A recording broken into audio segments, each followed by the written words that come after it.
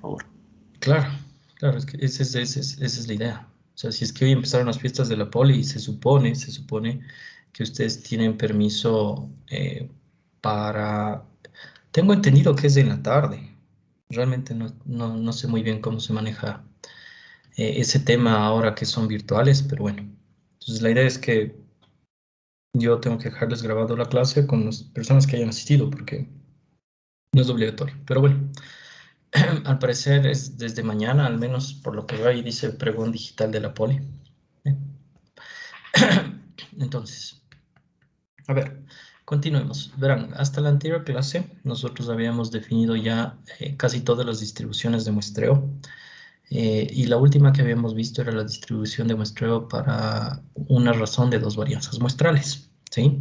Entonces, aquí tenemos la razón de dos varianzas muestrales y a través de esta transformación, una razón de dos varianzas muestrales y una distribución f de Fisher con ciertos grados de libertad en el numerador y ciertos grados de libertad en el denominador, ¿de acuerdo?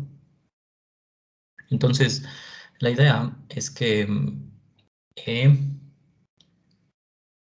Em, nosotros, para poder calcular probabilidades con respecto a esta variable aleatoria, lo que hacemos es utilizar la distribución f de Fisher y por lo tanto tuvimos que aprender cuál era esta distribución f de Fisher, ¿de acuerdo?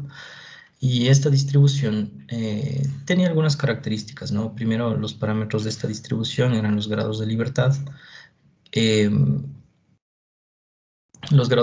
del numerador y del denominador, y además que el rango de una variable aleatoria con distribución f de Fisher eran los reales mayores que cero, ¿sí? Por otro lado, había una relación interesante que existía entre los valores de una distribución de Fisher, que viene dada por esta expresión, y aprendimos a utilizar la tabla de la distribución f de Fisher, y aprendimos a utilizar también esta relación interesante que nos permitía calcular los valores de la variable aleatoria para otros valores de alfa de probabilidad acumulada que sean mayores que el 10%, de hecho altos, valores de probabilidad altos, ¿sí? Alfa.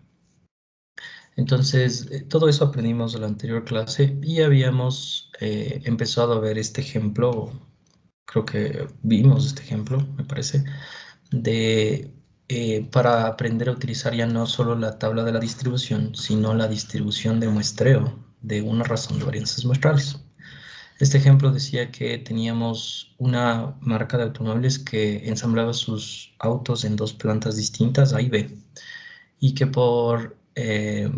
porque los carros ensamblados en las dos plantas eran el mismo modelo, entonces deberían tener la misma medida del rendimiento y la misma desviación estándar del rendimiento, ¿sí? Entonces luego, la empresa, para poder confirmar que eso sigue siendo, eso sigue pasando, que los rendimientos de los carros siguen siendo los mismos, determina o selecciona una muestra de tamaño 30 de las dos plantas y contrasta o compara las desviaciones estándares de los rendimientos de las muestras. Y justamente me piden determinar en el problema la probabilidad de que una desviación estándar o la desviación estándar de una de las muestras sea al menos 1.5 veces mayor que la otra. Ya habíamos determinado que toditos estos eran los parámetros de la población y estas eran las estadísticas muestrales de las que tenía que calcular una probabilidad en particular, que era esta de aquí, ¿sí? Entonces definimos estas variables aleatorias. S cuadrado A es la varianza de los rendimientos de la muestra en la planta A y S cuadrado B es la varianza de los rendimientos de la muestra de la planta B. Entonces, a este evento, en palabras, lo representamos de esta forma, porque hay dos casos posibles para que se cumpla este evento. El un caso es que la desviación estándar de la muestra de la planta A sea al menos sea mayor con al menos 1.5 veces la desviación estándar de la planta B. O el segundo caso, que era el simétrico pero con B, que la desviación estándar de la muestra de la planta B sea 1.5 veces mayor que la desviación estándar de la planta A, de la muestra de la planta A. De ahí, estos dos eventos eran mutuamente excluyentes, probabilidad de su unión, la suma de sus probabilidades. Tenemos la probabilidad de una desigualdad en donde en la izquierda y en la derecha tenemos variables aleatorias, pasamos a un solo grado de la desigualdad todas las variables aleatorias. Entonces pasamos a dividir esta acá, pasamos a dividir esta acá. El orden de la desigualdad no cambia, se mantiene, sigue siendo la misma.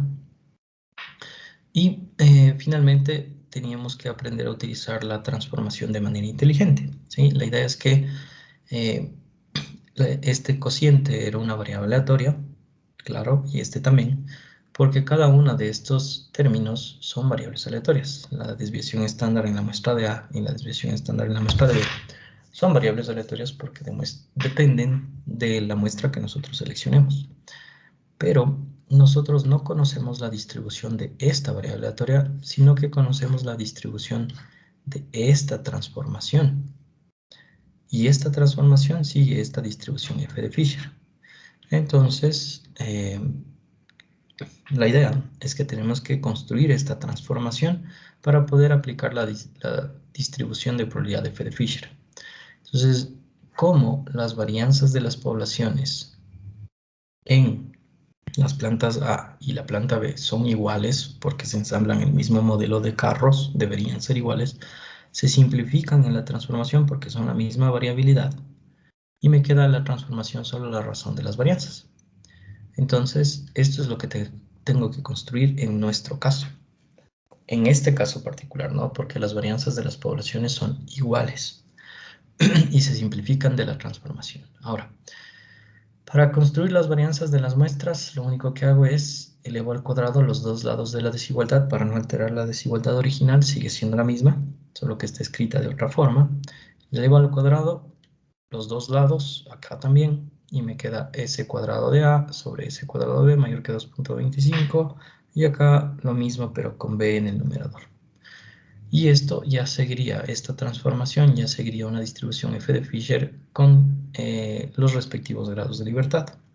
Entonces, en el numerador, los grados del numerador es el tamaño de la muestra con la que se calculó la desviación estándar del numerador, que sería 30 menos 1, ¿no? Que sería 30 menos 1, 29. El denominador sería lo mismo, porque el tamaño de la muestra que se utilizó fue la misma, 29 y 29. Entonces sería la probabilidad de que un f de Fisher con tantos grados de libertad sea mayor que 2.25. Lo mismo acá, ¿de acuerdo? Y entonces nos quedaría igual a 2 veces la probabilidad de que un f de Fisher con 29 grados de libertad en el numerador y 29 grados de libertad en el denominador tome valores mayores que 2.25. Si ustedes buscan esta probabilidad en la tabla de Fisher, que ya les enseñé cómo utilizar, la más cercana o la más aproximada es 0.05. Y por 2, 0.1. Y con eso se termina el problema. Se dan cuenta que no es complicado, ¿no? Para nada. Ya, entonces terminamos ese problema con la respuesta de que esa probabilidad ha sido del 10%. Entonces, ¿quién me ayuda con una interpretación? Ayúdenme con una interpretación de esa probabilidad.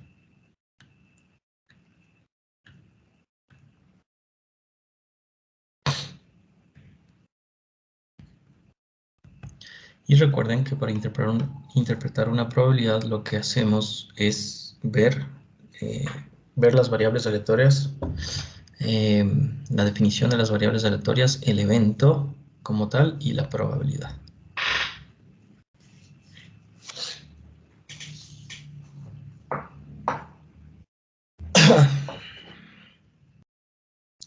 A ver, buen brillo, rapidito.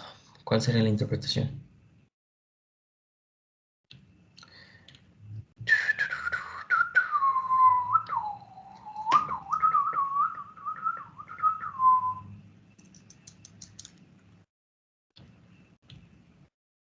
Cuénteme, buen brillos. La interpretación.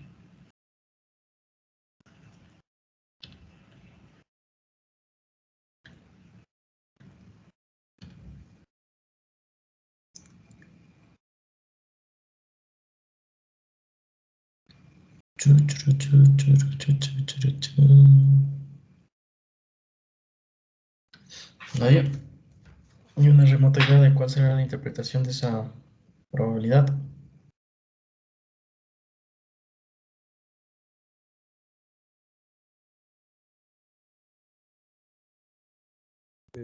Sería que la desviación estándar de la Primera muestra sería 1.5 veces mayor que la segunda, un 10% de las veces. Perfecto. Perfecto. Casi completamente bien. Lo único que te hizo falta fue especificar que tienes dos muestras, ¿no?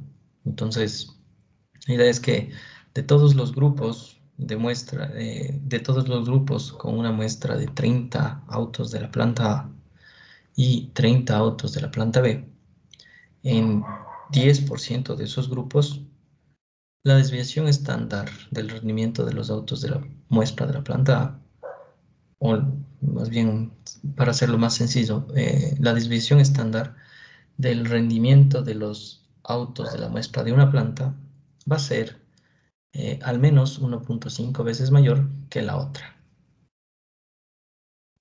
¿Todos de acuerdo?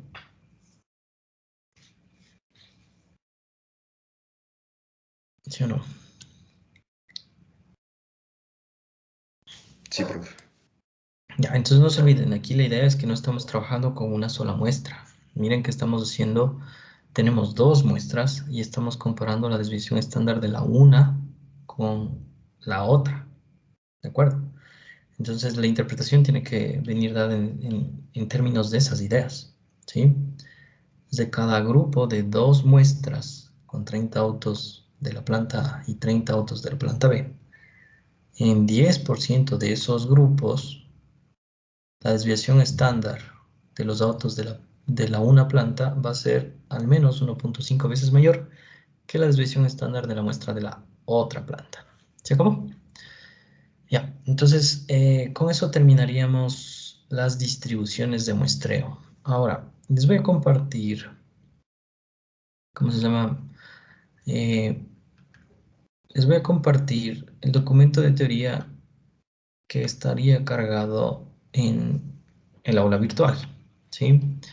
En el aula virtual ustedes van a tener cargado este documento teórico y cuando nosotros vimos la distribución de muestreo, entonces déjenme para hacerlo más fácil. Ahí están viendo el OneNote, ¿no es cierto?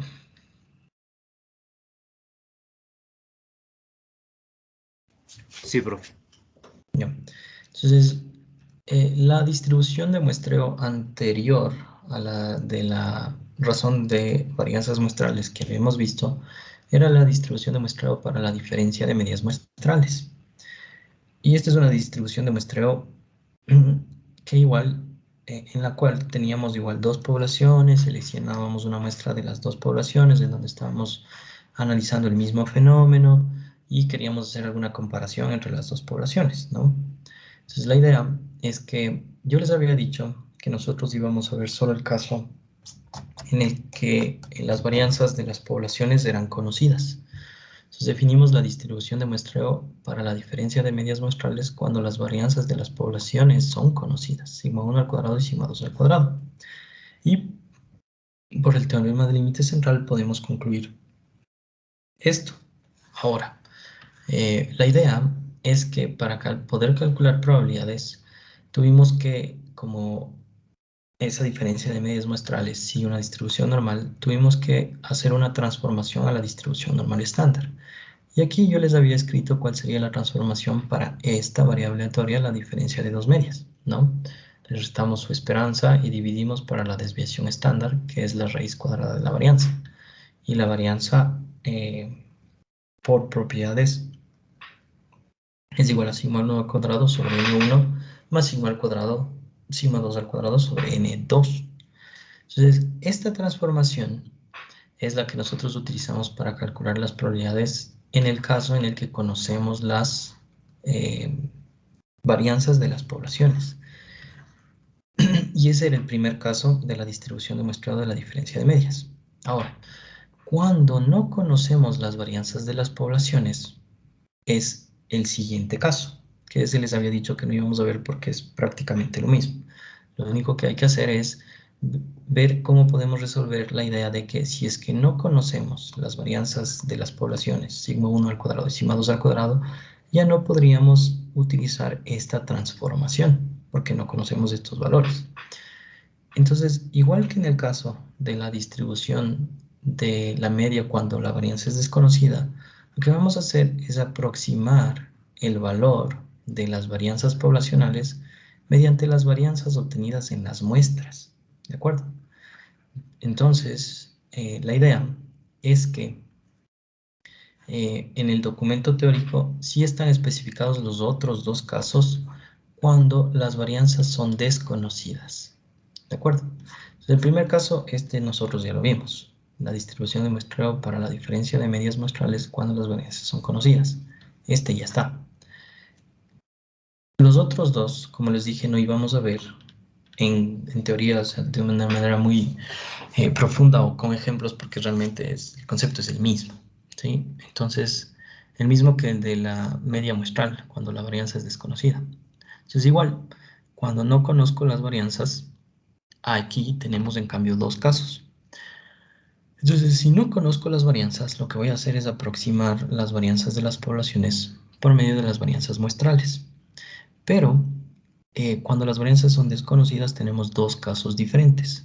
El uno, en el que suponemos que las varianzas de las dos poblaciones son iguales, y en ese caso, lo que hacemos es aproximar esas varianzas de las poblaciones que son iguales por una desviación estándar de la muestra. Pero ¿cuál si tenemos dos desviaciones estándares? Dos muestras diferentes, de dos poblaciones diferentes. Entonces, en ese caso, lo que se hace es calcular un promedio ponderado de esas dos desviaciones estándar muestrales. Miren, S1 al cuadrado es la desviación estándar de la muestra de la población 1 y S2 al cuadrado es la varianza, diré, no, la varianza de la muestra de la población 2. Entonces se hace un promedio ponderado en términos del tamaño de las muestras y se calcula esta varianza que se conoce como varianza ponderada. Y por eso es el P, ¿no? Varianza ponderada. Entonces, SP al cuadrado va a ser la aproximación de estas varianzas poblacionales que estamos suponiendo que son iguales. Y noten cuál es la transformación ahora, para que le comparen con la que teníamos acá. Miren, es súper parecida, si le ven, se parecen bastante.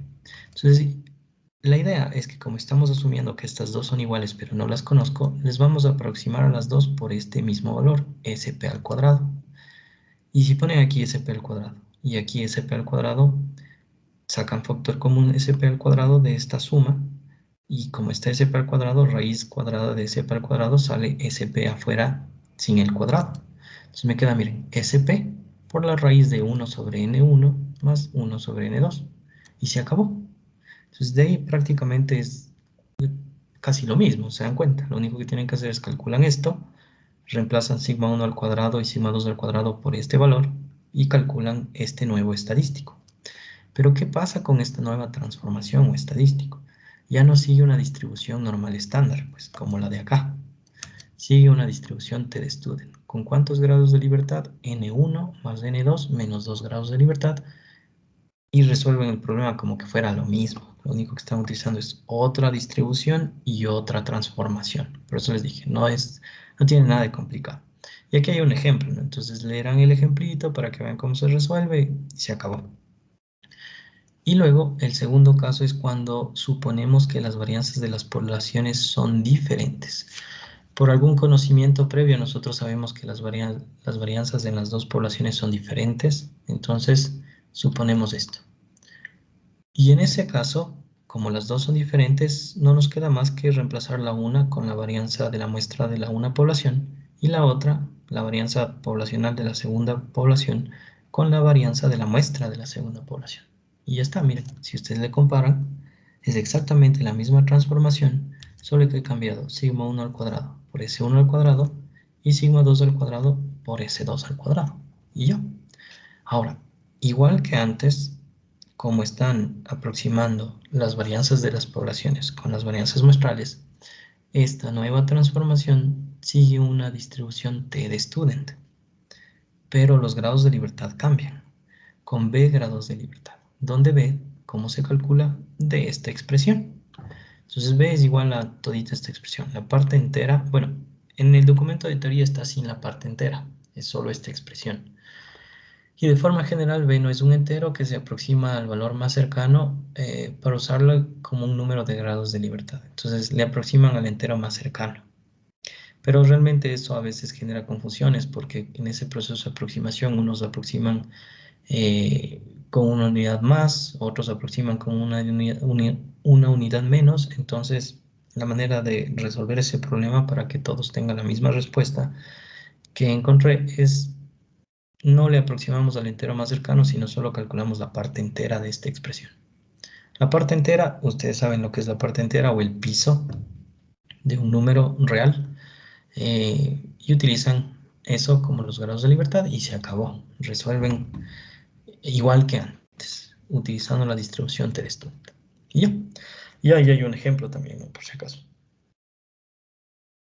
Y con eso terminaríamos. ¿De acuerdo? Entonces, esa era la última explicación que les iba a dar de distribuciones de muestreo. Como les digo, aquí están los ejemplos, leerán los ejemplos para que se den cuenta que es algo muy sencillo, nada complicado, súper parecido a lo de acá, solo que se utiliza otra distribución y otra transformación entre comillas, porque realmente es la misma.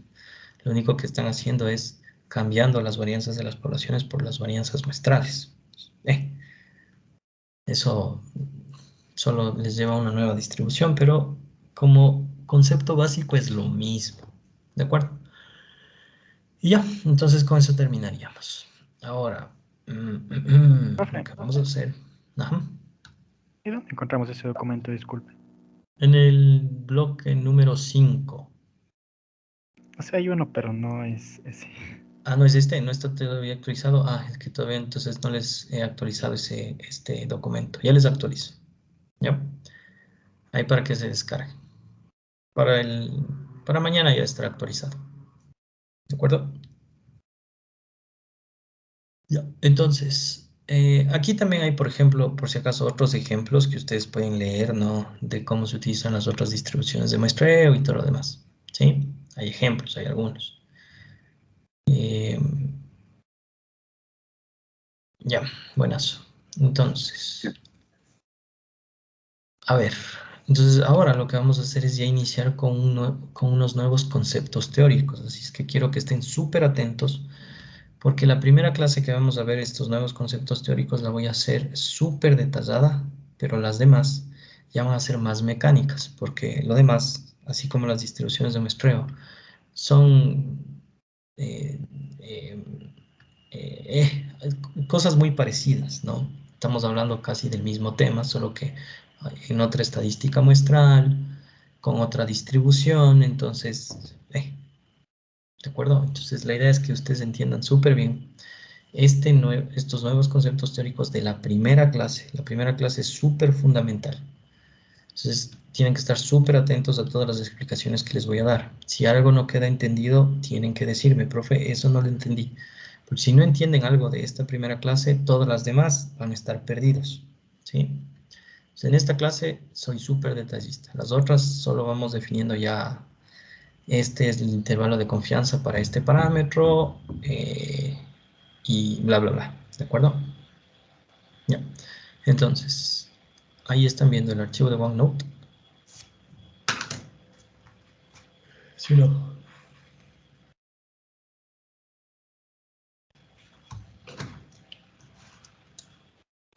¿Sí?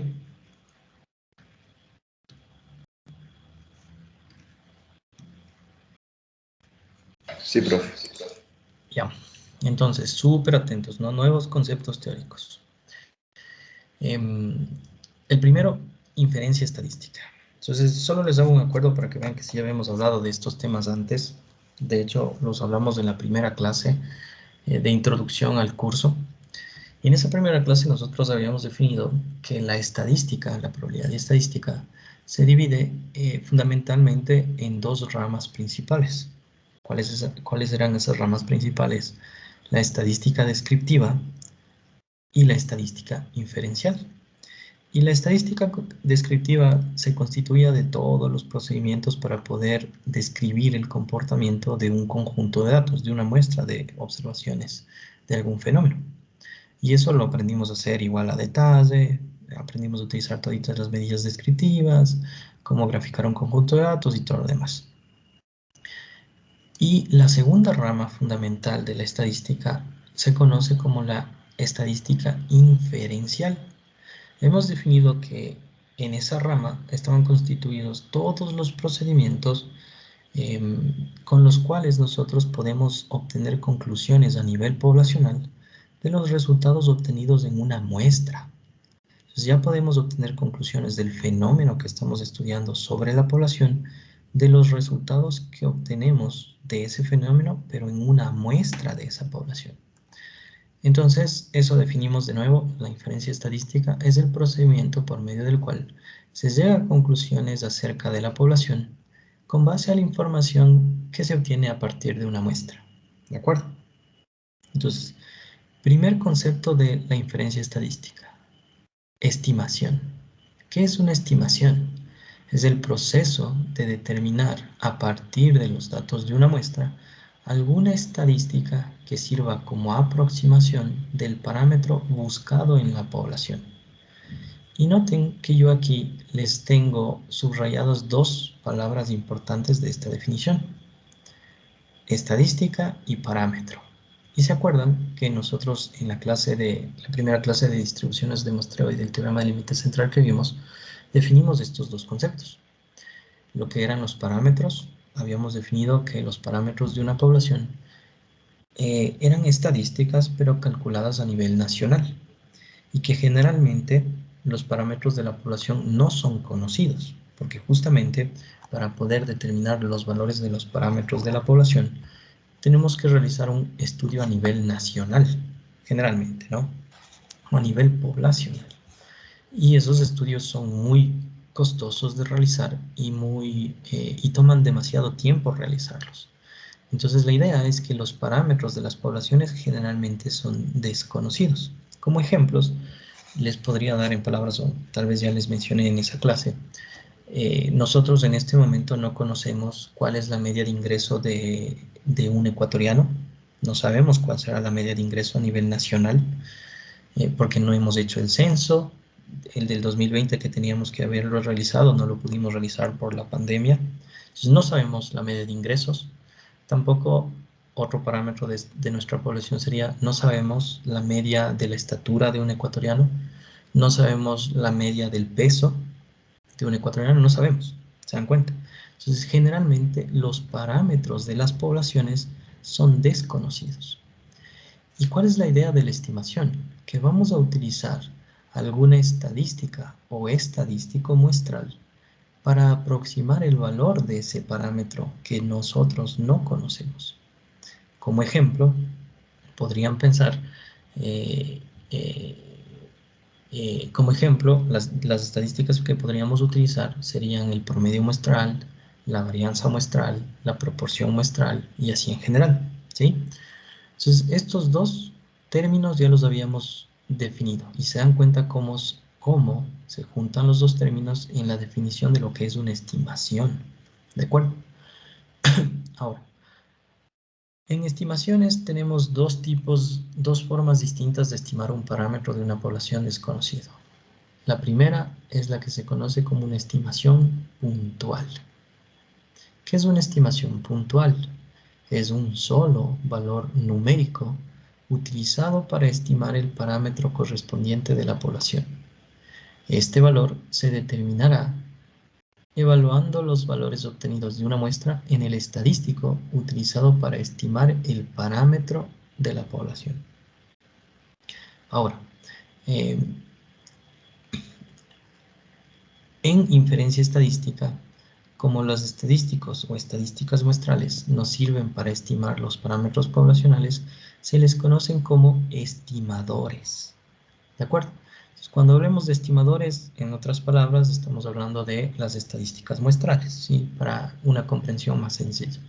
Pero sí quiero que entiendan que obviamente las estadísticas muestrales se les conocen como estimadores porque nos van a permitir estimar el valor de algún parámetro de la población que desconocemos. Entonces, como ejemplos, les doy un estimador que nosotros sí habíamos utilizado antes en el bloque 1, en el bloque 2, en el bloque 3, en todo lado, ¿sí? X barra. X barra es una estadística muestral. Y de hecho, recién hace unas 2 clases definimos cuál es la distribución de muestreo de esta estadística muestral. pero ahora le vamos a conocer también como un estimador. X barra es un estimador de mu. En otras palabras, la media muestral es un estimador de la media poblacional, que tiene bastante sentido si ustedes lo analizan con lógica, ¿no? Si, por ejemplo, nosotros quisiéramos estimar el ingreso promedio a nivel nacional, o la media de los ingresos, en otras palabras, ¿qué podríamos utilizar para estimar ese valor que desconocemos? La media de ingresos en una muestra, la media muestral, o el ingreso promedio en una muestra. Obviamente, exigiendo que la muestra sea representativa de la población con respecto a ese fenómeno, no cualquier muestra, una muestra representativa. Pero podríamos utilizar la media de una muestra para estimar la media de la población. Entonces, seleccionamos una muestra representativa de unos 1000 ecuatorianos, evaluamos el ingreso promedio en la muestra, que es un proceso mucho menos costoso que un censo, y utilizamos ese valor como una estimación del ingreso promedio a nivel nacional. ¿Todos de acuerdo hasta aquí? ¿Sí o no?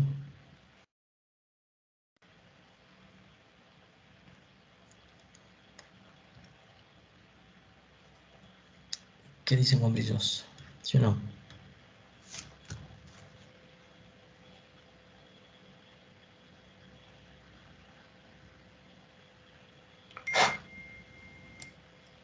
Sí, profe. ¿Todos?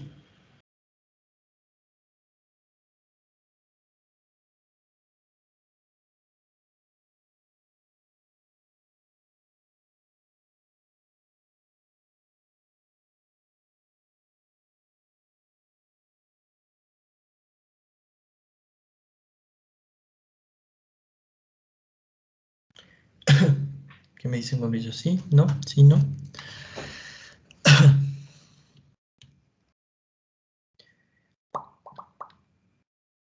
Sí, profe. Ya, buenas. Entonces verán, si es que algo no están entendiendo, me avisan. ¿Sí? Ya, entonces. Ahora, los estimadores tienen ciertas características deseables o deberían cumplir con ciertas características deseables. ¿Y cuáles son esas características? Que un estimador debería ser insesgado y también tendría que ser de varianza mínima. Entonces, ¿qué significa que un estimador sea insesgado? Si teta sombrero es un estimador de teta, se dice que es insesgado si la esperanza de teta sombrero es igual a teta.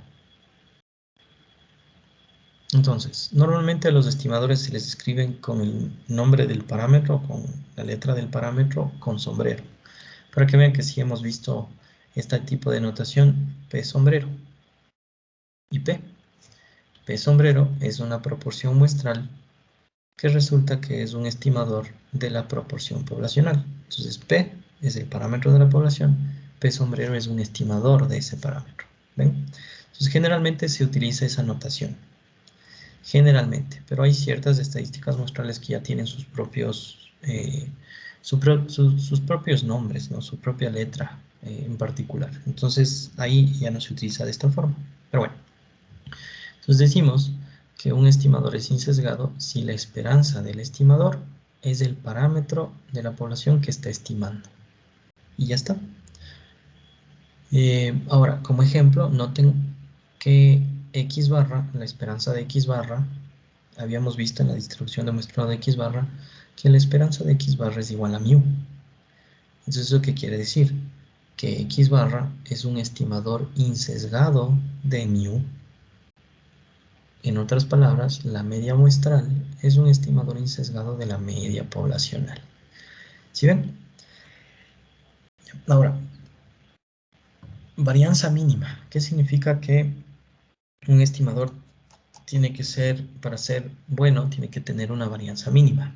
Entonces, para eso decimos que si teta 1 sombrero y teta 2 sombrero son estimadores de teta, entonces el mejor estimador de teta será el de menor varianza.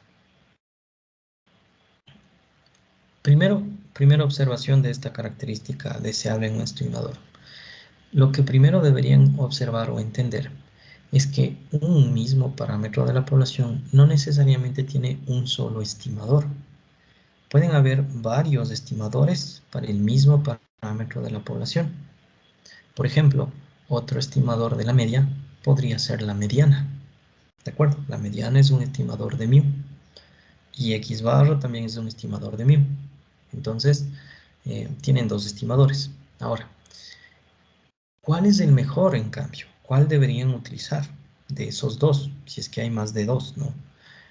O tres o cuatro, los que sean, ¿no? ¿Cuál deberían utilizar? Deberían utilizar el que tenga la menor varianza. Y esto también tiene sentido en el sentido de que la idea es que nosotros queremos estimar el valor de este parámetro que no conocemos. Y para eso vamos a utilizar uno de estos dos estimadores. Estos estimadores los vamos a evaluar en alguna muestra de la población y vamos a calcular el valor de estos estimadores y esa va a ser la estimación de este parámetro, la estimación puntual, ¿no? Por lo que habíamos visto. Entonces, si ese estimador o esa estadística muestral, en otras palabras, toma valores muy diferentes en distintas muestras, ¿cómo podemos saber que el que estamos escogiendo es el correcto? No tenemos ni idea. Podría ser incorrecto esa estimación, ¿se dan cuenta? Sin embargo, si el estimador, evaluado en distintas muestras, toma valores muy semejantes, estoy más seguro o puedo creer con mayor confiabilidad que mi aproximación es más acertada al del parámetro de la población. ¿De acuerdo? Entonces, la idea es que un estimador con menor variabilidad es más confiable la estimación que uno que tenga mayor variabilidad. Que como les digo es algo bastante intuitivo, ¿no? Ya, entonces aquí les muestro algunos ejemplos de estimadores de parámetros de la población con los que nosotros ya habíamos trabajado antes. X barra es un estimador insesgado de μ, porque la esperanza de X barra es igual a μ. S al cuadrado es un estimador insesgado de sigma al cuadrado. Entonces miren, la varianza de la muestra me sirve para estimar la varianza de la población, que si ustedes se ponen a analizar también tiene sentido. Ahora, ¿por qué es insesgado? Porque cuando vimos la distribución de muestreo de la varianza, la esperanza de S al cuadrado era sigma al cuadrado. Entonces yo espero que el valor de la varianza de la muestra sea el valor de la población, el valor de la varianza en la población. ¿Sí lo ven? Ahora, pez sombrero, el último ejemplo, no son los únicos que hay, ¿no? Hay muchos, pero les pongo estos como ejemplos. Pez sombrero es un estimador insesgado de P. En otras palabras, la proporción muestral es un estimador insesgado de la proporción poblacional porque la esperanza de P sombrero es igual a P. Y este también tiene bastante sentido y es bastante intuitivo. ¿Por qué? Entonces, ¿se acuerdan de ese ejemplo que habíamos visto de cuando vimos la proporción muestral, la distribución de muestreo de la proporción muestral? Vimos este ejemplito que era de los artículos defectuosos en una producción, ¿no es cierto? Que el ejemplo nos decía que el 20% de los artículos en la producción son defectuosos y habíamos entendido intuitivamente que cuánto esperaríamos de proporción de artículos defectuosos en una muestra, la misma de la población, ¿se dan cuenta? Porque de esa población estoy sacando la muestra. Entonces, es bastante intuitivo entender esto, ¿lo ven? Ya, entonces, como un ejemplo en palabritas, ¿cómo podríamos aproximar la proporción de personas con sobrepeso a nivel nacional? Tomamos una muestra de personas de nuestro país y evaluamos la proporción de personas con sobrepeso en la muestra. Si la muestra es representativa, entonces podemos utilizar esa proporción en la muestra como una aproximación de la proporción en la población. ¿Se dan cuenta? Es bastante intuitivo. Ya, hasta ahí. ¿Preguntas?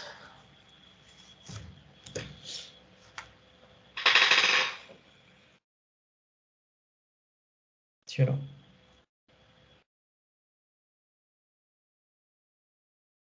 Profe, entonces X barra sería como tener mi sombrero.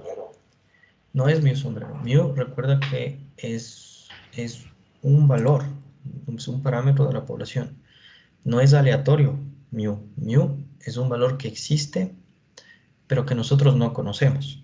Por ejemplo, mu podría ser la media de los ingresos. Sabes que en este punto del tiempo, la media de los ingresos a nivel nacional existe, solo que tú no sabes cuánto vale. ¿Estás de acuerdo? Sí, Y no es variable. En este punto del tiempo ese es un valor específico. ¿Te das cuenta? sí, profe. Ya.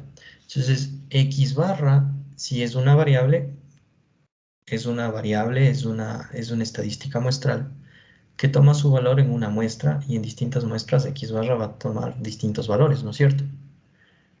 Pero ¿qué estamos diciendo aquí? Que X barra nos permite aproximar el valor de mu. O sea, el promedio de los ingresos en una muestra nos serviría como una aproximación para el promedio de ingresos a nivel nacional.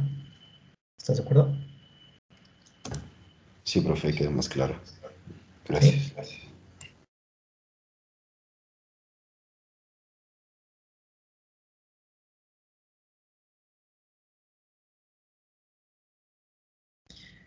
¿Todos de acuerdo? ¿Sí o no?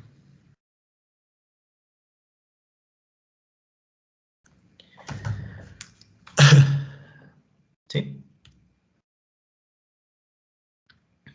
Ya, muy bien. Entonces, ahora, eh, esa es la idea de lo que es una estimación puntual y algunos estimadores que nosotros sí habíamos utilizado antes, pero solo como estadísticas muestrales.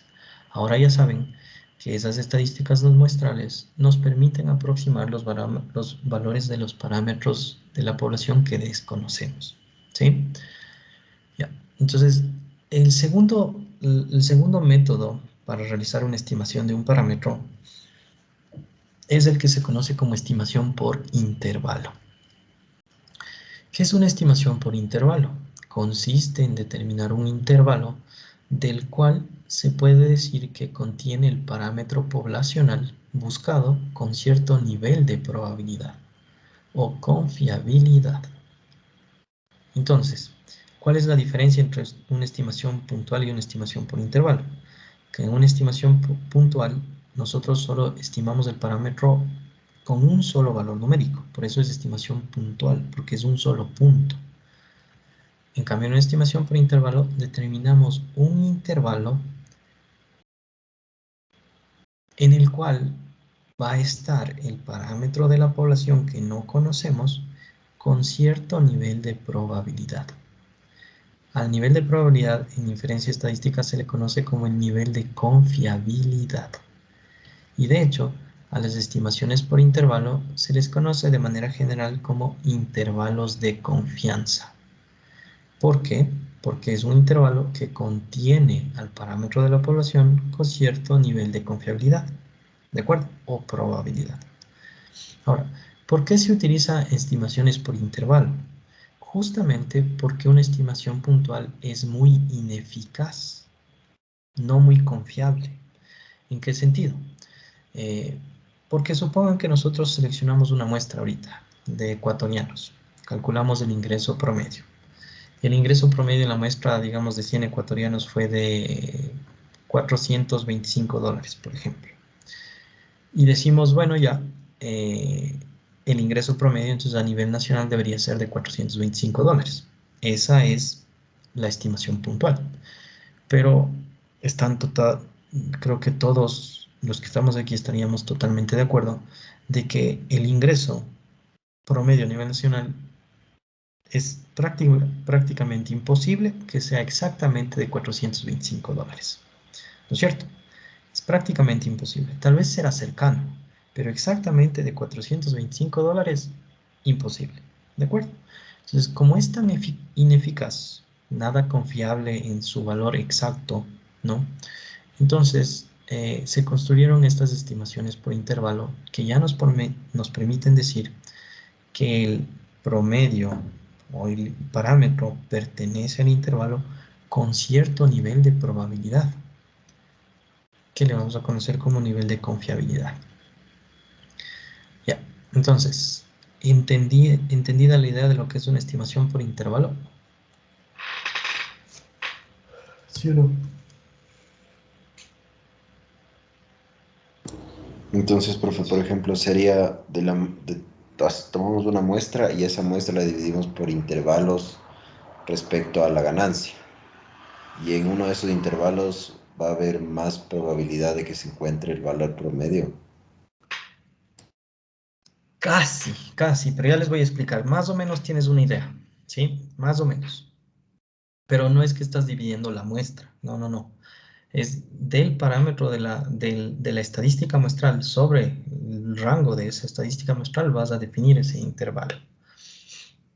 ¿De acuerdo? Pero ya les explico eso. Pero entendida la idea, o sea, vamos a determinar un intervalo al que pertenece el parámetro con cierto nivel de probabilidad. ¿De acuerdo?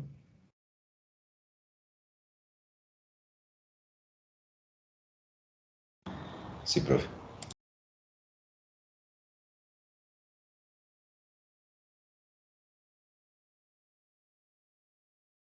Profe, Ujú. y en lo de los puntuales, como ya calculábamos las probabilidades de que el estimador esté con una cierta probabilidad, un cierto valor, pero era de una muestra. Entonces, con esto ya podríamos decir que la población seguiría esos. A ver, ¿puedes repetirme la idea? No te entendí muy bien.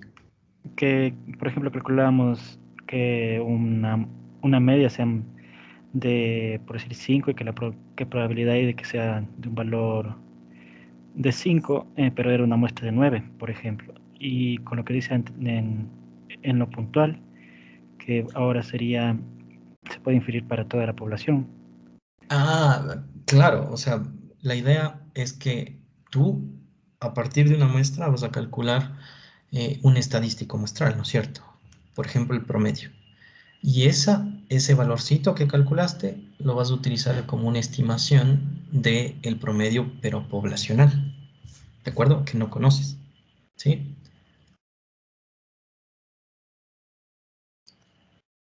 ¿Sí o no? Ya, profe. Ya, ahora, eh, ¿todos entendieron la idea de lo que es una estimación por intervalo? ¿Sí o no?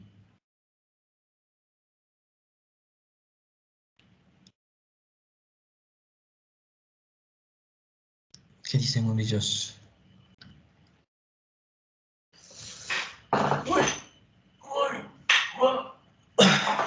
¿Sí o no?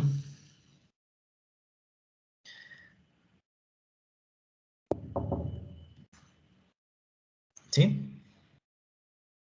Entonces, bueno, para asentar esa idea, vamos a empezar con el primer intervalo de confianza de todos los que vamos a ver. Vamos a ver algunos, ¿sí? Pero este es el más fácil y el más sencillo de todos de entender.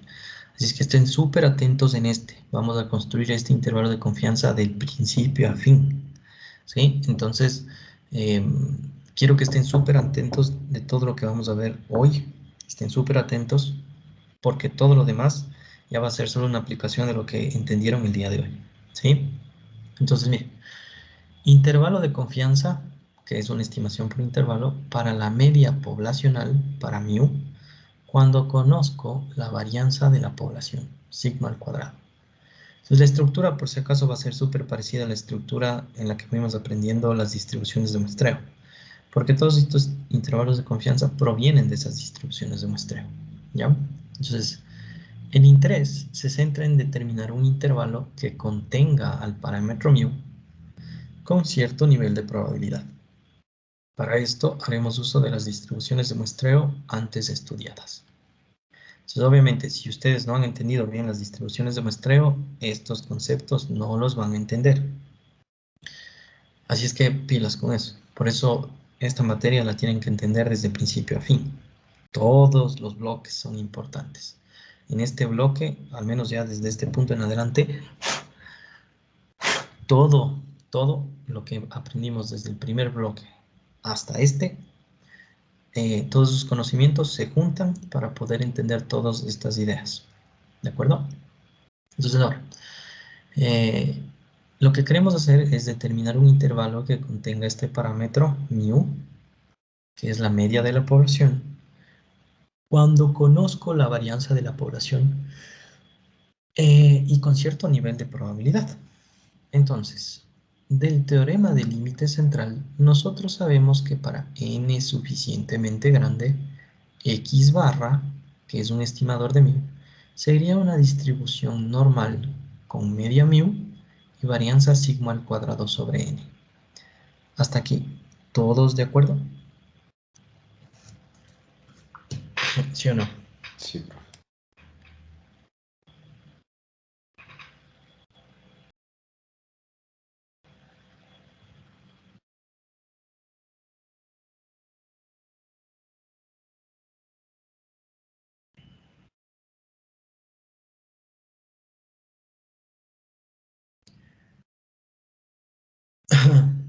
Ya, entonces eso por lo que habíamos visto del teorema del límite central, ¿no es cierto? Nada nuevo, lo mismo que habíamos visto antes. Entonces, primero recordemos que habían unas características interesantes que se cumplían siempre en toda distribución normal.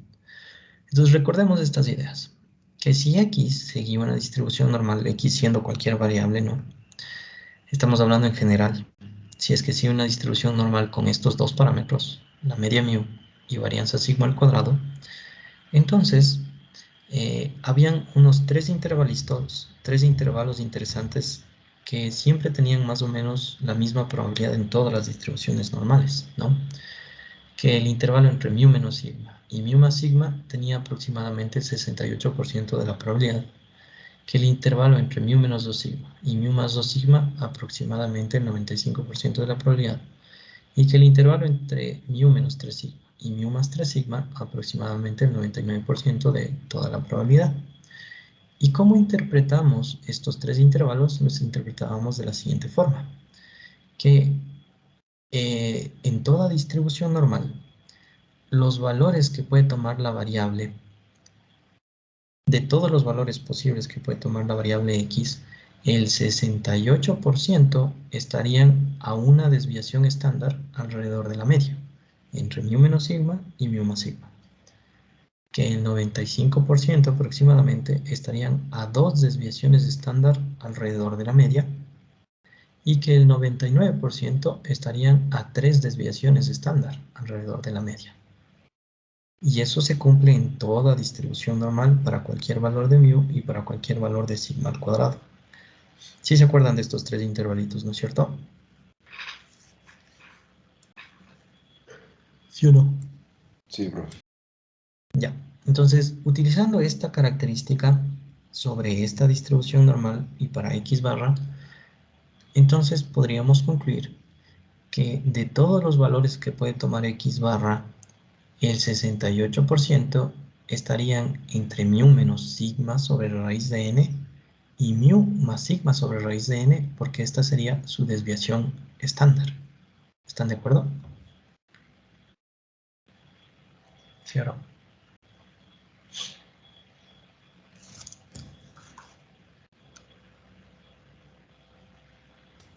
Sí, profe.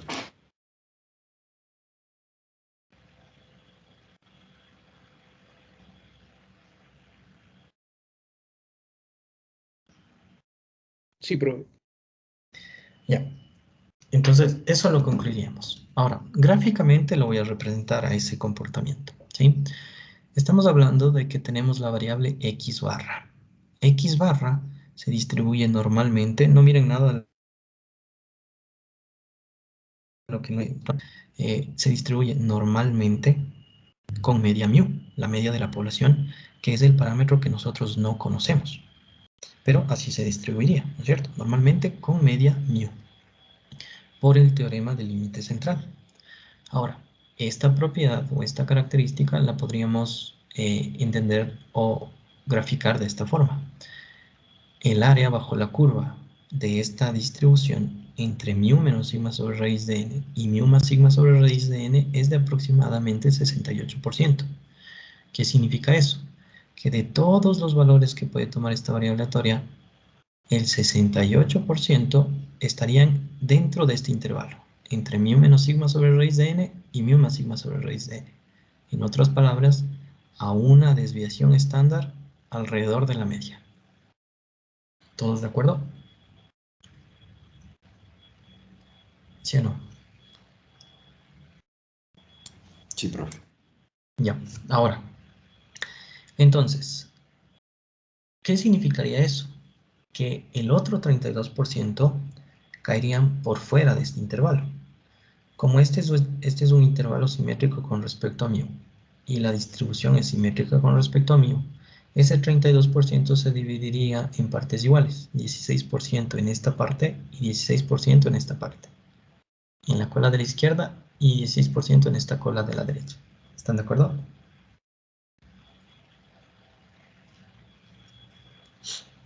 ¿Sí o no? Sí.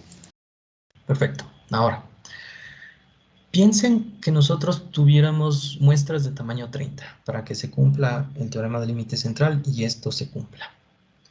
Entonces el tamaño de las muestras son de 30, ¿sí? Y que seleccionamos 100 muestras de esa población. 100. Seleccionamos 100 muestras distintas de tamaño 30. Entonces, de esas muestras, cojo las 3 primeras y calculo las medias muestrales. A la media muestral de la primera muestra les llamo x barra 1 y digamos que me salió este valorcito. A la media muestral de la segunda muestra les llamo x barra 2 y digamos que me salió este valorcito. Y a la tercera muestra, a la media muestral de la tercera muestra les llamo x barra 3 y me salió este valorcito. Entonces, gráficamente estoy pintando sobre este eje el valor que tomó la media muestral en cada una de esas muestras. x1 barra tomó este valor, x2 barra tomó este valor y x3 barra tomó este valor. Ahora, si tuviéramos 100 muestras diferentes y hiciéramos ese cálculo en las 100 muestras, ¿cuántos de esos puntitos morados que representarían las medias muestrales estarían dentro de este intervalo y cuántos estarían fuera?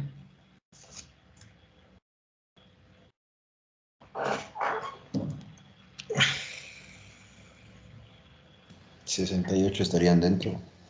Perfecto. Y 32 caerían por fuera. ¿Están de acuerdo? ¿Sí o no?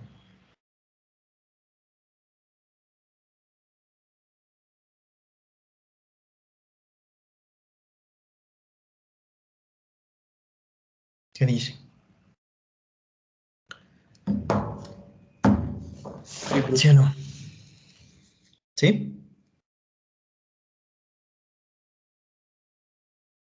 ¿Todos?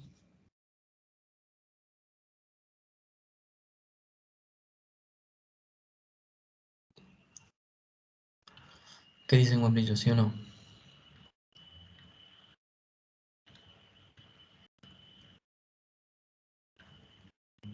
¿Están de acuerdo que de 100 muestras, las medias muestrales representadas por estos puntitos morados, 68 de esas medias muestrales caerían dentro de este intervalo y solo 32 caerían por fuera?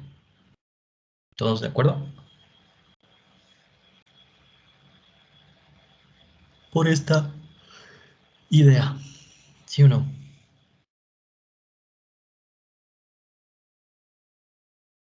Sí, profe. Ya, ahora, piensen que hacemos esto. Piensen que tomamos este centrito y lo trasladamos hacia abajo. Solo un ejemplo visual, eso no tiene ninguna repercusión, ¿sí? La media muestral está aquí, es un valor de esta variable aleatoria que está en este eje, pero le traslado hacia abajo. Igual a esta más abajo, igual a esta más abajo. Solo como un ejemplo gráfico para que se den cuenta qué es lo que vamos a hacer. Y ahora lo que vamos a hacer es alrededor de estas medias muestrales, vamos a construir un intervalo de exactamente la misma longitud de este verde de acá arriba. Entonces, antes de hacer eso, quisiera que me digan cuál es la longitud del intervalo de acá arriba. El intervalo que va entre mu menos sigma sobre raíz de n y mu más sigma sobre raíz de n.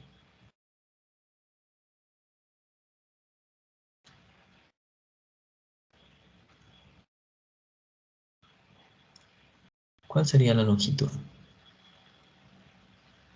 2 sigma raíz sobre n. Perfecto. ¿Todos de acuerdo con eso? La longitud de este intervalo de acá arriba es 2 sigma sobre raíz de n. ¿Cierto? ¿O no es cierto?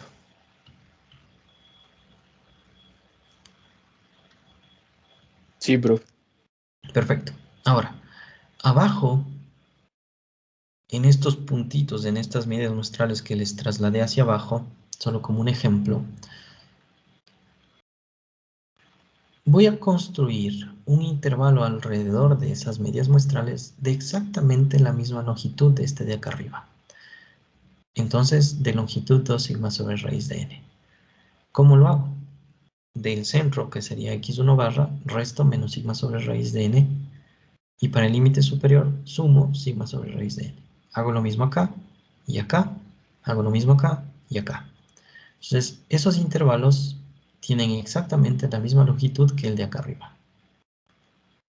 Pero tienen como centro a x1 barra y ya no como centro a mu. Tienen como centro a los x barra. x1 barra, el de este, x2 barra el de este y x3 barra el de este. Entonces, los cuatro tienen la misma longitud, lo único que cambió fue el centro de esos intervalos simétricos. Ahora, el primer intervalo que tiene como centro x1 barra, ¿qué les parecería? ¿Contendría a la media de la población mu?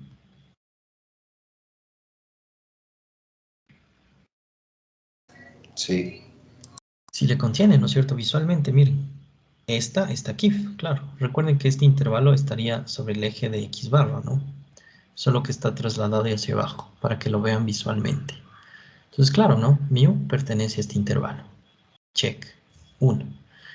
Mu pertenecería al segundo intervalo centrado en x2 barra. Sí, profe. Perfecto. Y mu pertenecería al tercer intervalo centrado en x3 barra. No, profe. No, profe. Ya no, ¿no es cierto? No pertenece. Entonces ahora tratemos de generalizar. Supongan que tuviéramos 100 muestras distintas. De las 100 muestras calculamos las 100 medias muestrales y construimos 100 intervalos de la misma longitud. De esta misma longitud, 2 sigma sobre raíz de n. ¿Cuántos de esos 100 intervalos le contendrían a mu? ¿Y cuántos no?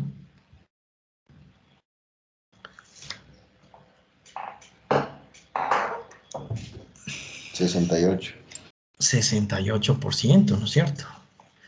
Entonces, ¿qué es lo que estamos diciendo? Si yo les preguntara, ¿cuál es la probabilidad de que mu pertenezca a alguno de estos intervalos? ¿Cuál sería esa probabilidad? Del 68%. 68%. ¿Por qué? Casos favorables sobre posibles. De cada 100 intervalos construidos de esta misma forma, en donde lo único que cambia es el centro del intervalo, el 68 de ellos le contendrían a mu por esta propiedad. ¿De dónde proviene todo? Entonces, la probabilidad de que mu pertenezca a alguno de estos intervalos es del 68%. ¿Están de acuerdo? ¿Sí o no?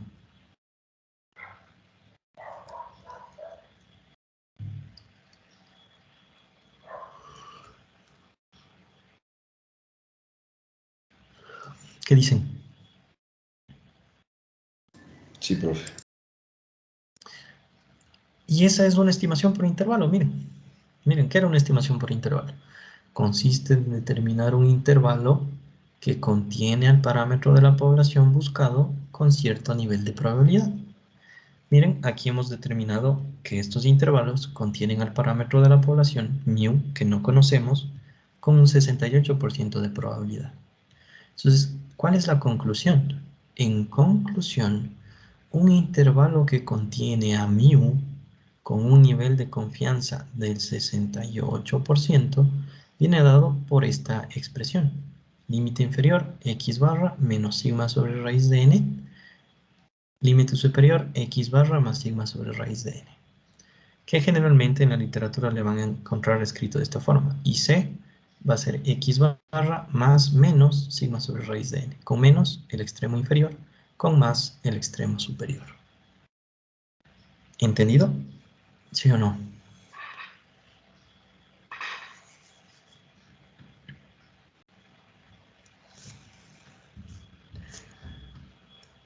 ¿Qué dicen, membrillos?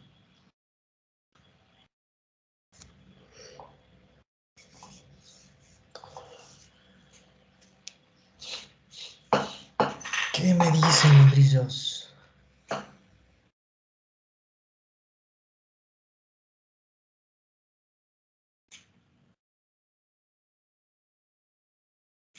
Sí, profe. ¿Todos?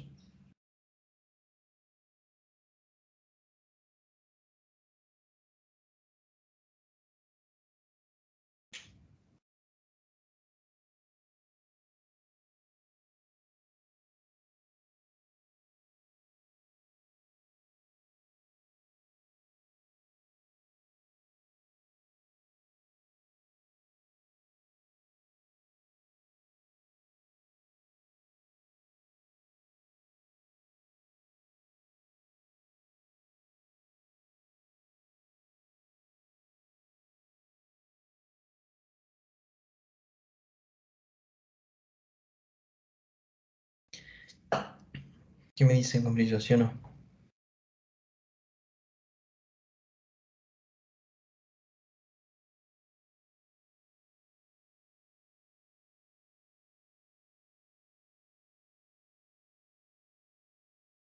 Sí, profe. Ya, ahora, ¿qué le harían? Ya, digamos que ya sabemos, ya entendimos, ¿no? Cómo construir un intervalo de confianza para la media con un nivel de probabilidad o de confiabilidad del 68%. Entonces, ¿qué harían? Si es que yo les dijera, bueno, 68% de confiabilidad no me parece suficientemente confiable. ¿Qué harían para construir un intervalo de confianza de aproximadamente el 95% de confiabilidad?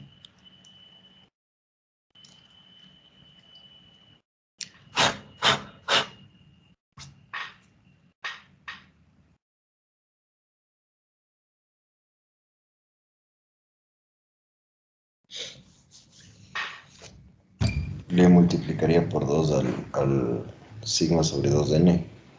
Perfecto. Le sumaría 2 veces la desviación estándar, ¿no es cierto? Más menos 2 y tendría un nivel de confianza del 95%. ¿Están de acuerdo?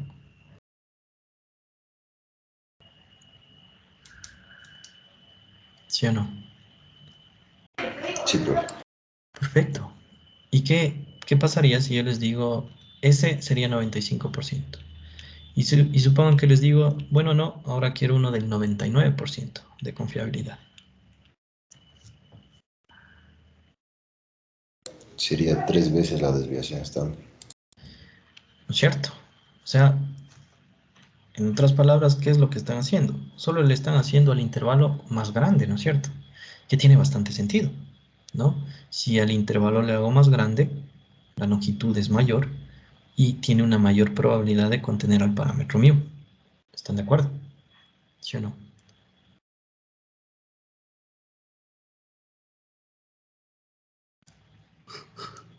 Sí, profe. Y ya está. Ese es el concepto básico. ¿Se dan cuenta? Todo proviene de la distribución de muestreo y de que X barra tiene como su esperanza la media de la población, que no conocemos. ¿Eso qué quiere decir? Que los valores que tomen X barra van a estar cercanos a μ, si es que la variabilidad no es muy alta, ¿no? Obviamente. Se distribuyen alrededor de μ, entonces si construyo un intervalo alrededor de los X barra, ese intervalo tiene una buena probabilidad de contener al parámetro μ. Y miren, así manipulamos la longitud del intervalo para que el nivel de confianza sea mayor. Si quiero del 68%, solo le sumo una desviación estándar. Si quiero del 95%, le sumo y le resto 2 desviaciones estándar. Y si quiero del 99%, le sumo y le resto 3 desviaciones estándar. ¿Entendido? ¿Sí o no?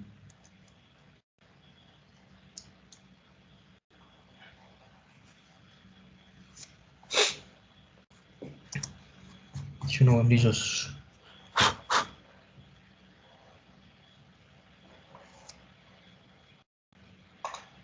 ¿Qué me dicen?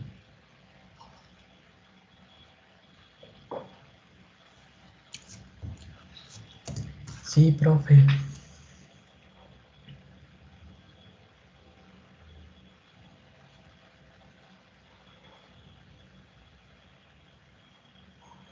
Sí, profe.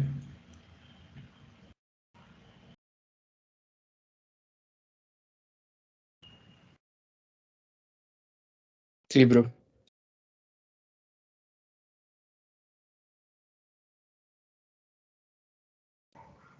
Perfecto. Entonces, hemos entendido bastante, ¿no? Ya, ahora, ese es el concepto básico que hay por detrás. ¿Se dan cuenta? Construimos un intervalo de manera inteligente que contenga al parámetro de la población con cierto nivel de probabilidad. ¿De acuerdo? Entonces, eh, ahora, ¿qué pasa? Hay una idea en particular que sí quiero que entiendan. Noten que la longitud del intervalo, obviamente, depende también del nivel de confianza. Si queremos un nivel de confianza alto, normalmente la longitud del intervalo va a ser mayor. Si queremos un nivel de confianza bajo, la longitud del intervalo va a ser más pequeña. Entonces, nosotros tenemos que aprender a manipular esos dos parámetros de tal manera que la estimación que nosotros obtengamos de la población nos dé suficiente información para tomar conclusiones con respecto a ese fenómeno que estamos estudiando. Entonces, como ejemplos, les doy solo un ejemplito. Digamos que nosotros estamos queriendo hacer un análisis del ingreso a nivel nacional de los ecuatorianos, ¿sí? Y yo, el presidente, les pido a ustedes como politécnicos que me hagan ese estudio y que me determinen cuál es el ingreso promedio a nivel nacional. Y ustedes vienen después de unos 2 meses y me dan estos resultados. Dicen, sí, ¿sabe qué, presi? La media de los ingresos a nivel nacional está entre 500 y 700 dólares con una probabilidad del 45% o una confiabilidad del 45%. Y me dan este otro resultado. La media de ingresos está entre 200 y 5.000 dólares con una probabilidad del 99% o confiabilidad del 99%. ¿Qué opinarían del primero y qué opinarían del segundo? La idea es que yo como presidente quiero poder tomar decisiones al respecto, ¿no? Por ejemplo, por decir, ¿saben qué? Estamos ganando muy poco. Entonces, levantemos el salario básico unificado. Hagámosle mayor, que sea más grande. Entonces, ¿qué opinarían del primero? ¿Y qué opinarían del segundo?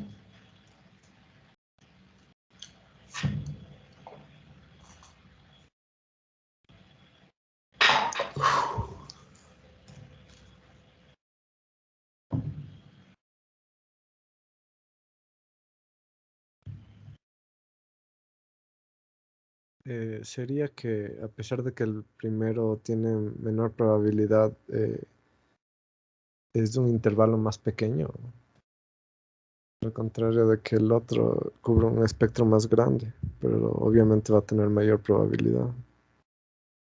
Claro, pero a ver, justamente veamos qué pasa.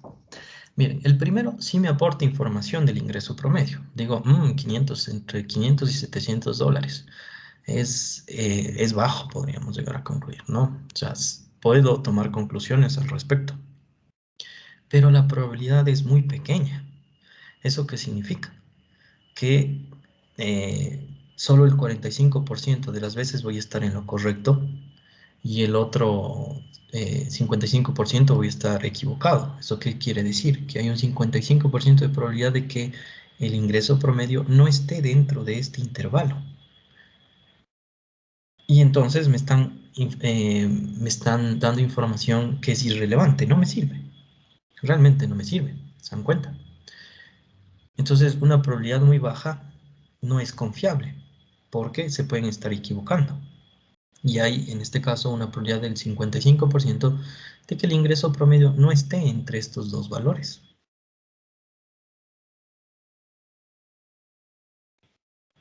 Ahora, si la probabilidad de entrada es probabilidad súper alta, no nos equivocamos, casi completamente seguro de que el ingreso promedio va a estar entre estos dos valores. Pero noten el rango. Con este rango yo voy a poder tomar decisiones. ¿Me aporta información real o importante o relevante sobre el ingreso promedio de un ecuatoriano? Para nada. Cualquier persona les puede decir esto, sin ni siquiera hacer un estudio. Obviamente el ingreso promedio de un ecuatoriano va a estar entre 200 y 5.000 dólares. No tengo nada de información relevante, ni en el uno ni en el otro. ¿Están de acuerdo? ¿Sí o no?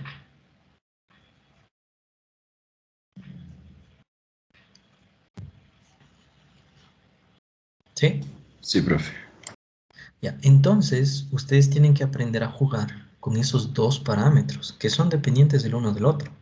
Entonces, no pueden hacer un intervalo demasiado grande porque pierden poder de predicción, poder de obtener conclusiones con respecto al fenómeno. Y tampoco pueden hacerlo tan pequeño para que la probabilidad de que el parámetro pertenezca a ese intervalo sea muy pequeña, porque no es nada confiable. Podrían estarse equivocando con una probabilidad muy alta. Entonces, los dos casos no me aportan información relevante. Entonces, ¿cuál es la idea? La idea es que el intervalo de confianza tiene que ser, no tiene que ser ni muy grande ni muy pequeño. De tal forma que la probabilidad de que el parámetro pertenezca al intervalo no sea ni muy, sea alta y no sea baja. ¿De acuerdo? Obviamente, si encuentran un intervalo de confianza que tenga una probabilidad alta y que el intervalo sea pequeño, buenísimo, súper bueno, ¿sí? Pero generalmente uno tiene que saber jugar con esos dos parámetros, ¿de acuerdo? Ya. Entonces ahora tratemos de generalizar un poco más. Y la idea es la siguiente. ¿Qué pasaría si es que yo ya no les pido un nivel de confianza del 68, del 95, del 99%? Les digo, y ahora yo quiero un intervalo de confianza que contenga el parámetro mu, pero con un 75% de probabilidad. ¿Qué harían? ¿Qué creen que cambiaría? Podríamos hacer una regla de 3. No va por ahí. Tienes una idea de cómo podrías resolver ese problema, ¿no es cierto? Pero dices, tu idea sería, ah, ya chévere, como el 75% está entre este y este, interpolo entre 1 y 2, un valor que esté en la mitad, por ahí, algo así, ¿no es cierto? Pero la idea es que nosotros podemos calcular cuántas veces deberíamos sumar las desviaciones estándar para encontrar un intervalo de confianza del 75% de manera exacta. Y para eso vamos a utilizar la distribución normal estándar. Entonces, ese problema de encontrar un intervalo que contenga a la media de la población que desconocemos con un 75% de confiabilidad, si lo trasladamos al problema semejante en la distribución normal estándar, es el mismo problema de encontrar estos límites, pero en la distribución normal estándar. En otras palabras, ¿cuántas veces tengo que sumar la desviación estándar? Son los zetas correspondientes a estos límites, pero en la distribución normal estándar. Entonces, ¿cuántas veces tenemos que sumar la desviación estándar y restarle para que el nivel de confianza sea 75%? Z veces. ¿Pero qué Z? Y para eso vamos a aprender a utilizar una nueva notación de los zetas. Y les vamos a llamar los zetas de alfa. ¿Qué son los zetas de alfa? Son variables de la variable z con distribución normal estándar que en su cola de la izquierda tienen alfa de la probabilidad. ¿Sí? Alfa por ciento de la probabilidad. Entonces la cola, la probabilidad acumulada hasta este valor de z de alfa es igual a alfa. ¿De acuerdo? Entonces aquí abajo les pongo la interpretación larga, ¿no? la probabilidad de que el z sea menor o igual que el z de alfa va a ser igual a alfa. ¿De acuerdo?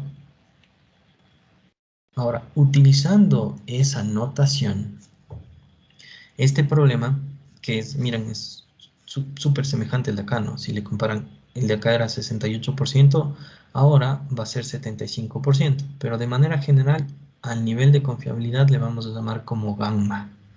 Gamma. Entonces, el nivel de confiabilidad gamma va a ser del 75%, ¿sí? Entonces aquí voy a tener 75% en vez del 68%. Lo que quiero saber es cuántas veces le tengo que sumar y restar la desviación estándar para llegar a este límite y a este límite. Y cuántas veces tengo que sumarle el z correspondiente. Entonces, ¿cómo vamos a encontrar ese z? Si el nivel de confianza es gamma, al complemento le vamos a llamar alfa. Alfa va a ser la probabilidad que se queda por fuera, ¿sí?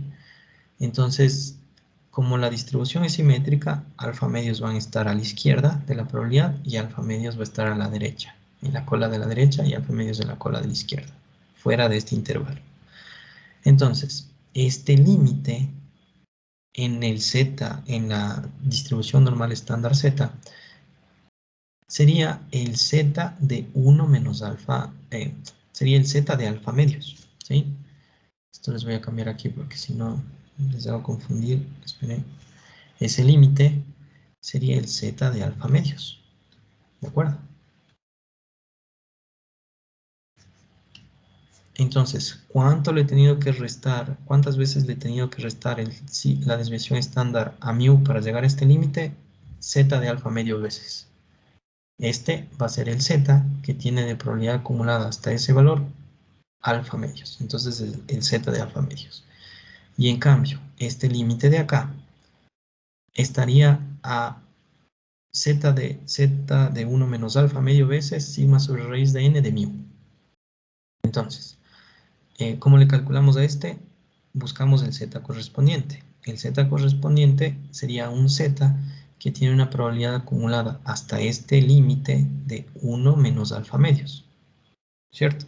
Entonces, toda la probabilidad acumulada hasta este límite es 1 menos alfa medios, lo que está en esta partecita.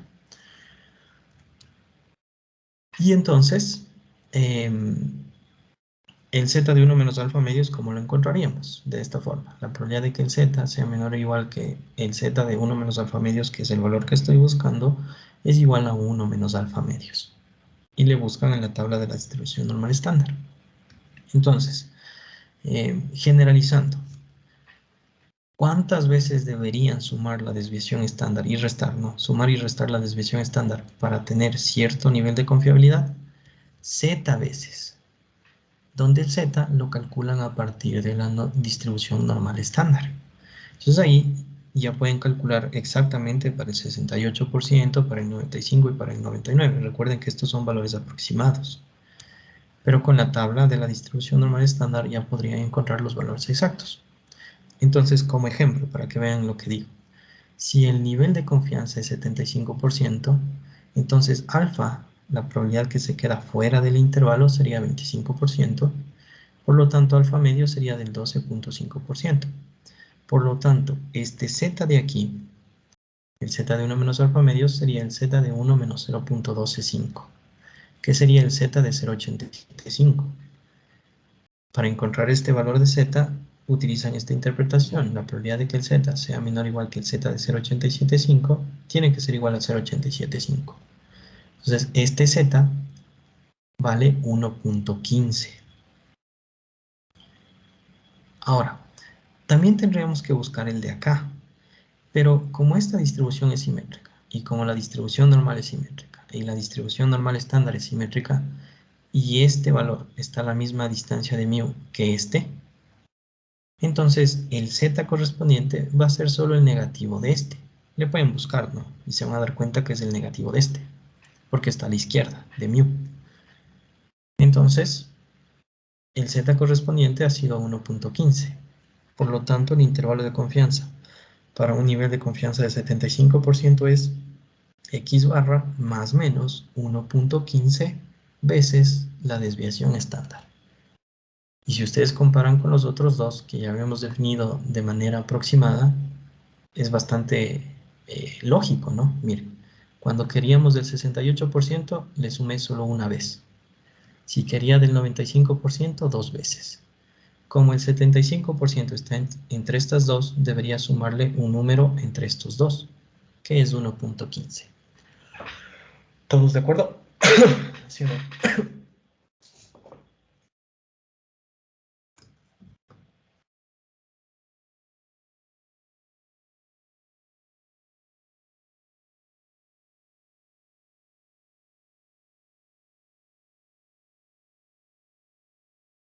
¿Qué me dicen, hombrillos?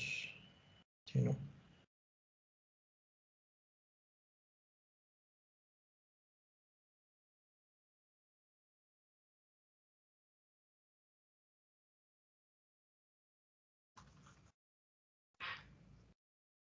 ¿Sí?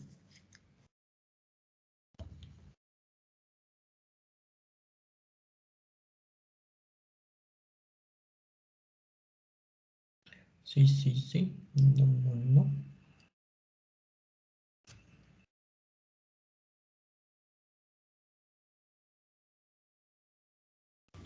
Sí, profe. Ya, muy bien. Entonces, lo único que tienen que hacer es encontrar el z correspondiente para el nivel de confianza dado. Nada más. Como encuentran el z de esta forma. El z que van a buscar es el z de 1 menos alfa medios. ¿Qué significa 1 menos alfa medios? La probabilidad acumulada hasta ese límite. Punto. ¿De acuerdo? Ya. Ahora, entonces, un intervalo de confianza para μ con un nivel de confiabilidad gamma igual a 1 menos alfa, porque alfa, recuerden, es el complemento, entonces con un nivel de confiabilidad gamma vendría dado por x barra más menos el z de 1 menos alfa medios por sigma sobre raíz de n. Como ejemplo, si gamma es igual al 75%, entonces el z de 1 menos alfa medios vale 1.15. Y se acabó. Entonces miren, es solo una formulita. Pero ¿de dónde proviene esta fórmula? Por si acaso, ¿no? Intervalos de confianza después ya solo es aplicar fórmulas, ¿sí? Lo único que tienen que saber es determinar cuál es el intervalo de confianza que tienen que usar, para qué parámetro, con qué condiciones sobre la población que conocen de la población. Entonces solo es una formulita. Pero lo importante es entender de dónde proviene la fórmula, ¿sí? Ya, entonces, ¿qué?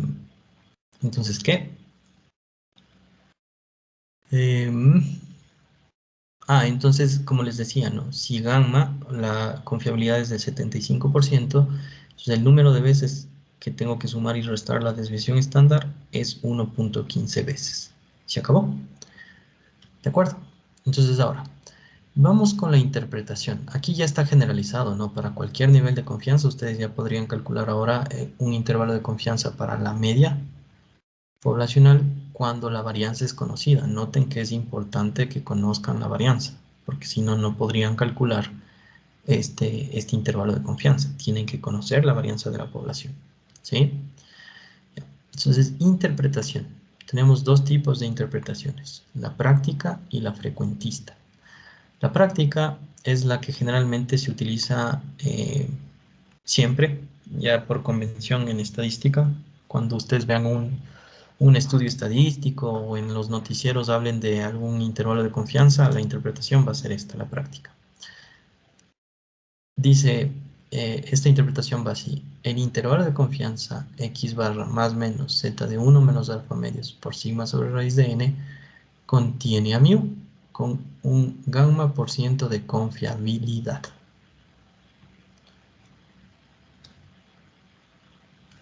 Frecuentista, en cambio.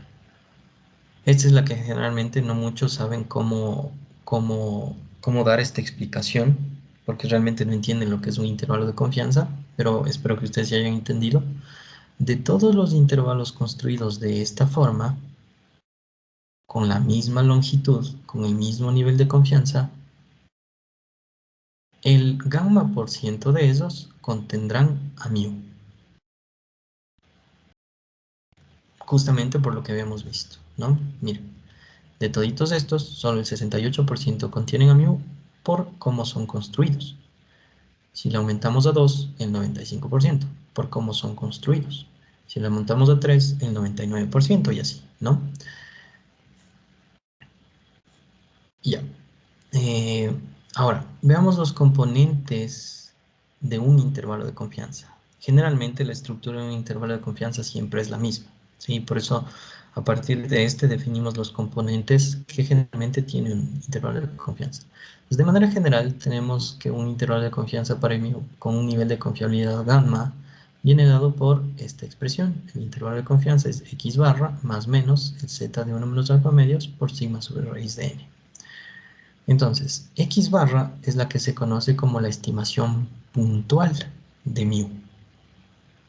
Y esta partecita es la que se conoce como el error de predicción del intervalo. Entonces, esta es la estimación puntual y esta parte es el error de predicción, o E. Ahora, entonces un intervalo de confianza generalmente tiene siempre la misma estructura, una estimación puntual más menos un error de predicción. Ahora, el error de predicción E, a su vez se compone de dos partecitas, o tiene dos componentes. ¿Cuáles son esos dos componentes? El coeficiente de confiabilidad y el error estándar. Ahora, ¿por qué se le nombró al z de 1 menos alfa medios como coeficiente de confiabilidad? Porque este coeficiente solo se calcula en base al nivel de confianza, no depende de nada más. Ustedes con el nivel de confianza calculan el z y por eso se conoce como el coeficiente de confiabilidad. Este coeficiente nos da el nivel de confiabilidad del intervalo de confianza.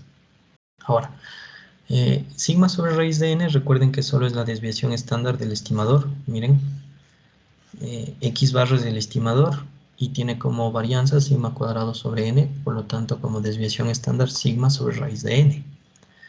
Entonces aquí en inferencia estadística a la desviación estándar del estimador se le conoce como error estándar.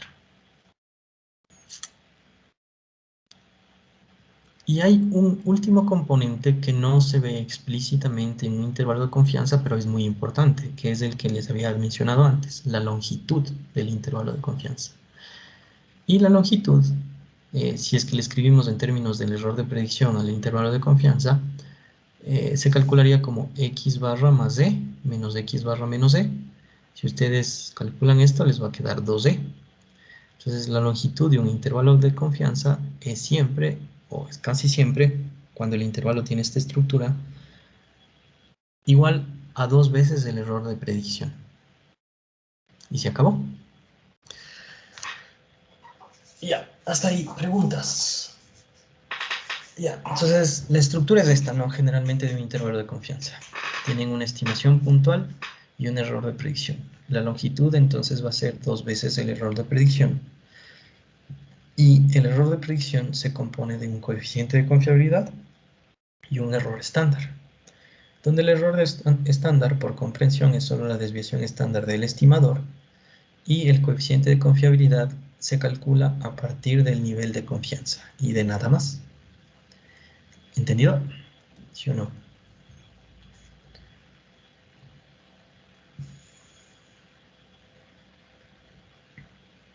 ¿Sí?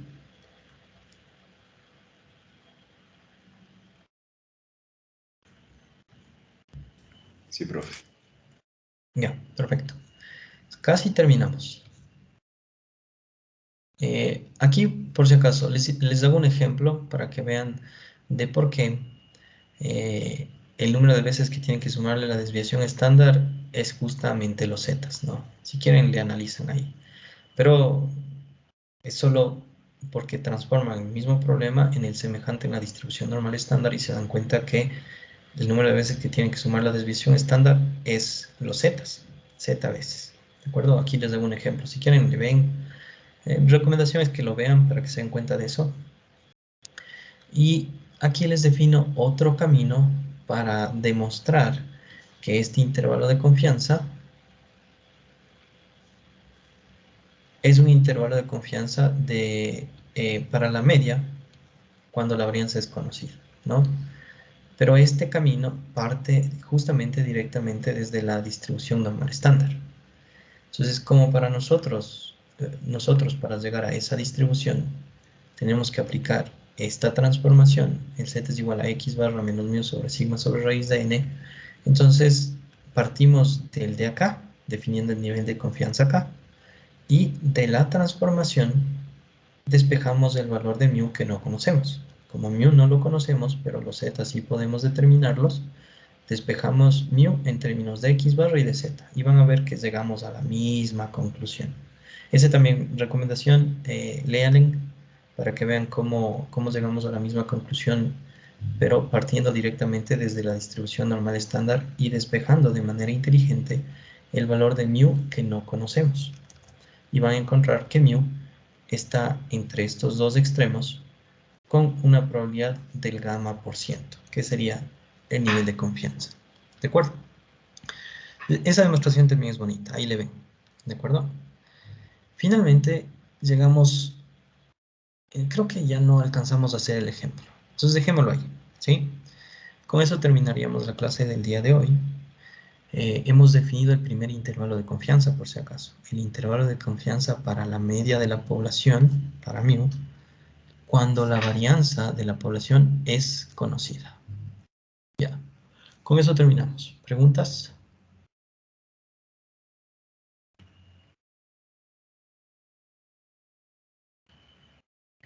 ¿Preguntas? La siguiente clase empezamos con un ejemplito para que vean que ya realmente aplicar intervalos de confianza es solo saber escoger bien la fórmula correspondiente nada más.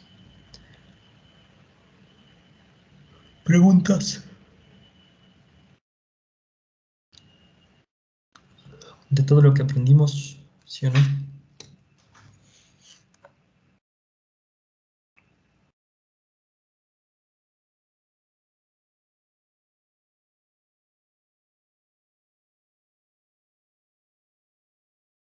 ¿Qué dicen?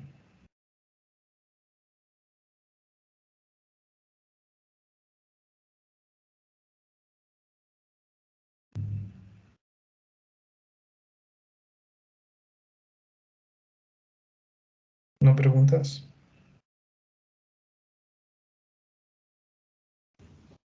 Profe, disculpe, yo tengo una pregunta, Ujú. pero no es con respecto a la clase de día, sino con un ejercicio. No sé si me podría ayudar. Claro, pero primero preguntas con respecto a lo que acabamos de ver. No, no, de mi parte no. ¿Todo entendido? Sí, Ya, perfecto. ¿Nadie más? ¿Preguntas?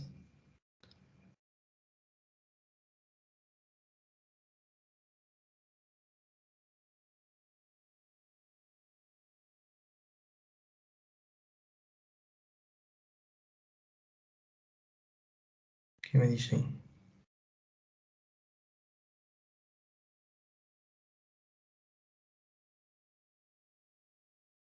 Ya, no. Entonces, espero que hayan entendido, ¿no? Ya, a ver, entonces ahora sí, cuéntame,